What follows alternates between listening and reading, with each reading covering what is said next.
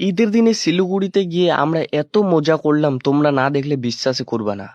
সকাল সকাল ঈদগাতে এসে দেখি এক কাকা মাইকের সেট আপ করছি। তারপর আমি চলে আসলাম বাড়ি, আর বাড়িতে এসে দেখি সবাই পাগড়ি পরছি। তারপর আমিও পাগড়ি পরে চলে আসলাম ঈদগাতে। তারপর নামাজ পড়ে আমরা তিন বন্ধু বেরিয়ে পড়লাম ঘুরতে যাওয়ার উদ্দেশ্যে। তারপর একটা টোটো নিয়ে বাস নিয়ে আমরা চলে আসলাম শিলিগুড়ি। আর একটু হাঁটাহাঁটি করে ফুচকার দোকানে এসে হালকা করে ফুচকা খেয়ে আমরা বেরিয়ে পড়লাম সিটি সেন্টারের দিকে। আর তখনই দেখি আমি এইরকম স্ট্যাচু। তারপর একটু ঘোরাঘুরি করে আমি আমার বন্ধুগুলোকে দেখতে পাই। তারপর আমরা চলে আসলাম ভিতরে। আর এখানে এসে দেখি একটুকুও ভিড় ছিল না। তাই আমার মোটু বন্ধুকে নিয়ে আমি চলে আসলাম উপরি। আর আমার বিয়ের জন্য এইরকম কাপড় নিয়ে আমি বেরিয়ে পড়লাম বাইরে। আর এত ঘোরাঘুরি করার ফলে আমার মাথা ঘুরছিল, তাই চলে আসলাম গোলা খেতে।